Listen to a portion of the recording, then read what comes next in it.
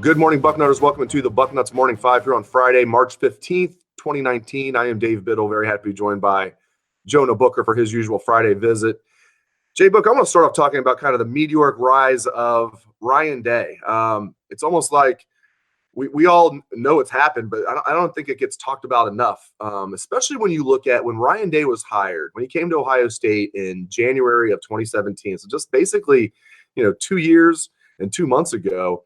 Everyone, myself included, certainly, I felt like I was leading the Kevin Wilson bandwagon, was sitting here saying, like, Kevin Wilson is the offensive guru. This is going to be huge for Ohio State. And, yeah, this co-offensive coordinator, quarterbacks coach, Ryan Day, he looks like he's got a pretty good resume. He could be a coach on the rise. But, man, I don't think anybody saw this coming. As you take a step back and look at how fast everything's happened with Ryan Day, he's become such a I don't want to say he's a star yet. Let's let him coach a full season. But, man, it's been a meteoric rise for Ryan Day. I just want to get your thoughts on that.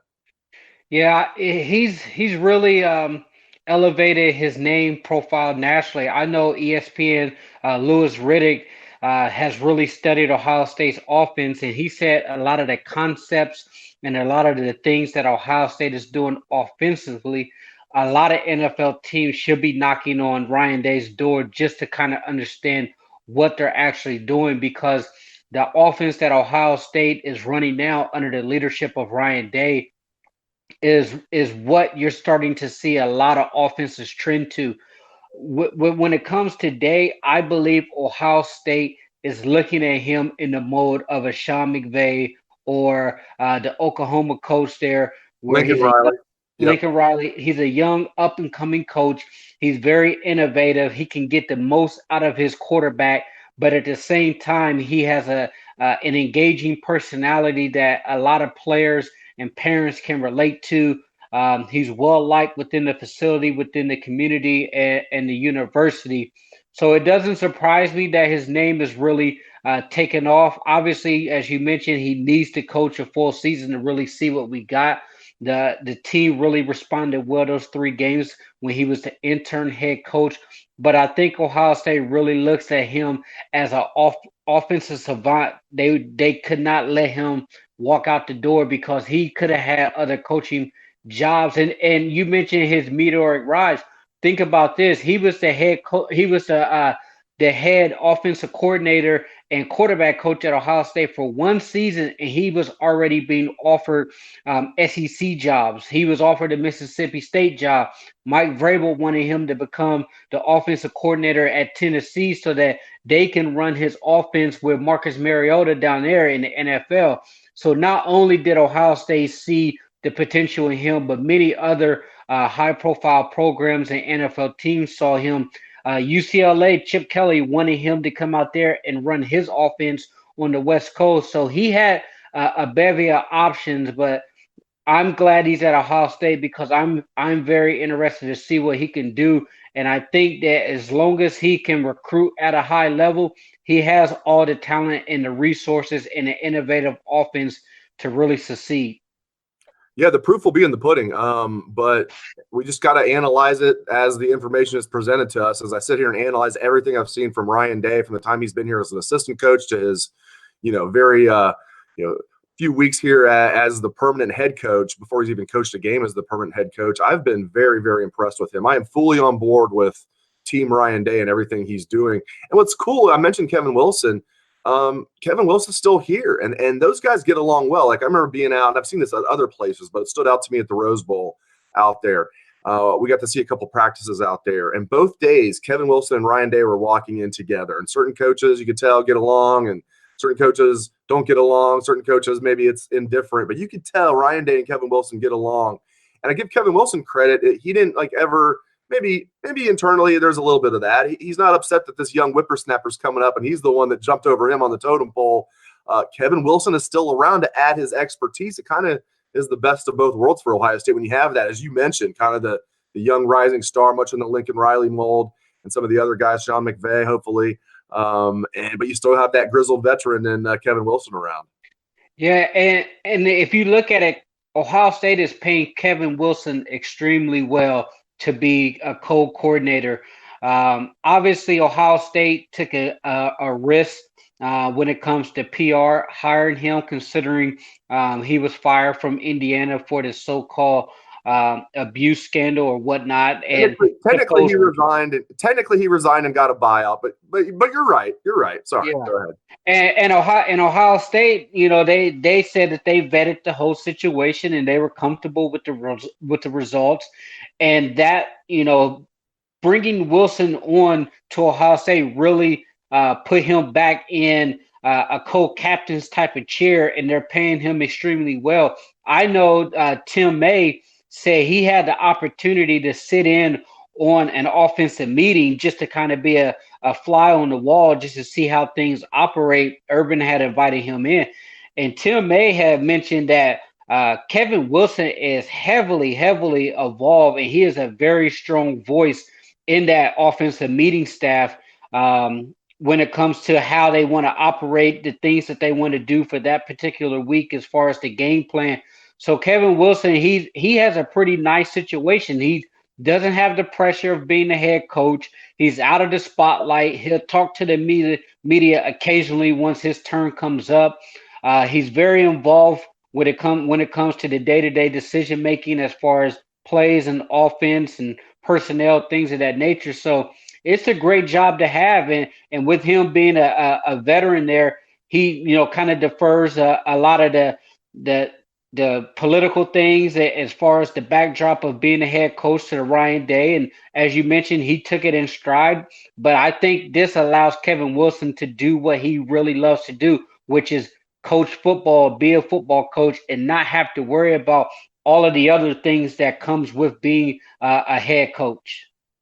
All right, Jay Book. 2 practices in. I know, big sample size here. Your thoughts so far on Justin Fields and Matthew Baldwin? What are you hearing? What are you seeing? Just your thoughts on what Buckeye fans really want to know about the most, the quarterbacks. I mean, I would say the most important thing is you have to be very excited about both guys here. I believe either one of those guys could win at Ohio State at a high level. Obviously, Justin Fields getting the lion's share of the first team reps, but with the media being able to see some of the open practices, a lot of people felt that Matthew Baldwin outperformed Justin Fields for that first hour at the last practice. And a lot of people said when it comes to the accuracy, obviously Matthew Baldwin was really delivering and Justin Fields was kind of off. I expect that from Fields early on. He has to get used to his teammates and the offense and the plays and how they want to operate. Obviously, they've only had 2 practices, but you have to be very happy about where the quarterback competition is going. And then you look at the guys coming in with Jack Miller, that quarterback room is going to be stacked. So I'm not worried about the depth there. I just think that I want it to be an open battle. Let the best man win. Obviously, Justin Fields is going to get the first dibs, but I think Matthew Baldwin is going to give him a run for his money this spring and fall.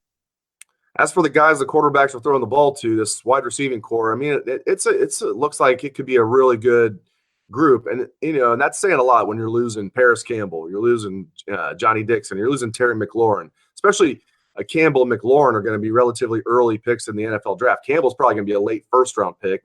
McLaurin could be a second or third-round pick, probably third round, fourth at the worst, I would think. Probably third round for McLaurin. Dixon could get drafted. The only thing that would prevent that would be history of knee problems. So you lose those 3 talented guys, Jay Book, but you bring back 4 seniors and KJ Hill. I'm thrilled KJ Hill's back. CJ Saunders, who didn't play as much as I thought he would last year, had some injuries. I think he's going to be more involved as a 5th-year senior. And you got the true seniors in Austin Mack and Ben Victor. I still think of those guys as young guys. I can't believe they're seniors. And Austin Mack's running around there this spring looking good. You got some young guys. Jalen Harris, he's a junior. He's still like inexperienced, though. Chris Olave, and then, of course, 5-star Garrett Wilson. And there's some others, Elijah Gardner, Blue Smith, and some other guys in there. But just your thoughts on this wide receiving core under Brian Hartline going into 2019.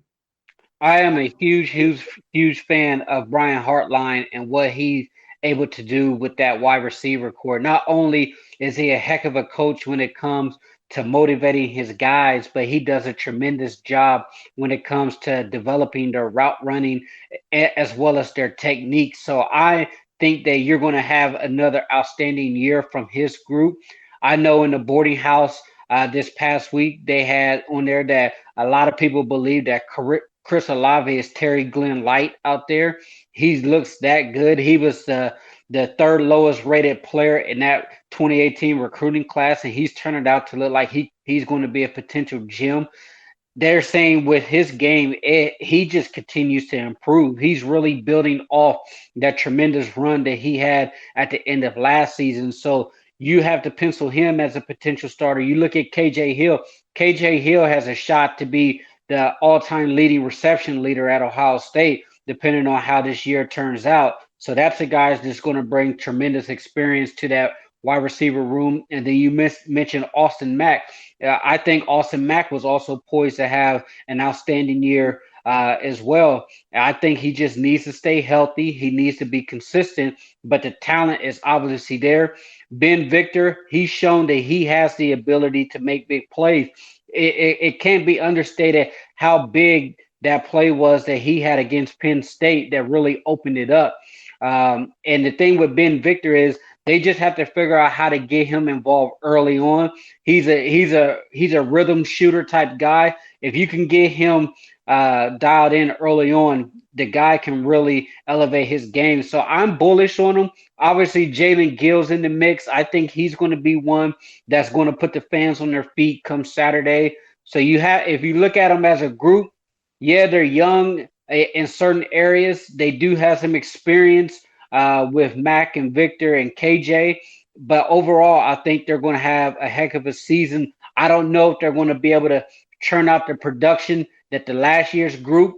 You don't need that group to really churn out that type of production. They just need to play at a high level. And if they can do that, I believe this offense is going to be extremely potent. I'm glad you brought up Jaylen Gill. That's a guy that I omitted. Yeah, he's going to be heavily involved, I think, as a redshirt freshman as well. Good point, Jay Book. He's going to be at least the backup H-back, and they're going to be rotating him in there a lot. So Jaylen Gill can be, not I don't even want to call him a secret weapon, just a weapon for the Buckeyes this year. And as for Chris Olave, yeah, I think Michigan fans would probably agree that Chris Olave is definitely a superstar in the waiting here. Hey, let's finish the show talking about some basketball. March Madness is upon us. The Buckeyes made it a little interesting at the end yesterday in the second round of the Big Ten tournament, but they beat Indiana again. They beat Indiana in Bloomington, the only regular season meeting. They beat Indiana again yesterday in the Big Ten tournament, 79-75. Buckeyes were leading by 20 with like 7 minutes left. And like an idiot, I put on Twitter, hashtag drive home safely. And then it was like nothing but Indiana after that. But Ohio State did pull it out. We can see now just how valuable Caleb Wesson is. And I think everybody knew, J-Book, that Caleb Wesson was valuable. I don't think now it's clear just how valuable he is. I think some Ohio State fans didn't realize how valuable he was. But, talk about that a little bit. And also the Buckeyes play later today, quick turnaround. They play today, play Michigan State, 12:30 p.m. Eastern time on Big Ten Network. Just your thoughts on Caleb Wesson and the basketball Bucks. Yeah, it's two totally different basketball teams when Wesson's out there on the court. You can obviously see the difference that he makes whenever he's out there. You saw a different Ohio State team. They had a little bit more bounce to their step against Indiana. Obviously, they made it a little too close for comfort there at the end, but they didn't panic. They were still able to knock down their free throws at the very end to keep the game within 3 and 4. I know when they inbound that ball there with 5 seconds, and it almost looked like a travel because he fell down, but he was able to get it out. My heart almost stopped right then and there because Indiana had cut it to 2. But obviously, that was a huge win for the basketball team. I think they're going to be able to get into the tournament off that. I know Lenardi said that they were on the bubble. As of last night, he said Ohio State was in, and that was before that Indiana win. So I think Ohio State will get in off that win. Obviously, they're going to be running into a buzzsaw with Michigan State, who's playing some of their best basketball, and they're starting to get healthy. But I look at this next game against Michigan State as let's just build some momentum heading into the tournament. If you can play extremely well, that's really going to bode well for this basketball team, especially with Caleb Wesson back on the court. Great stuff as always from Jonah Booker. Thank you very much, Jay Book, and thank you all the listeners out there for tuning into the show. I appreciate it. Hope everyone has a great day and a great weekend. Let's hear the Buckeye swag, best damn band in the land.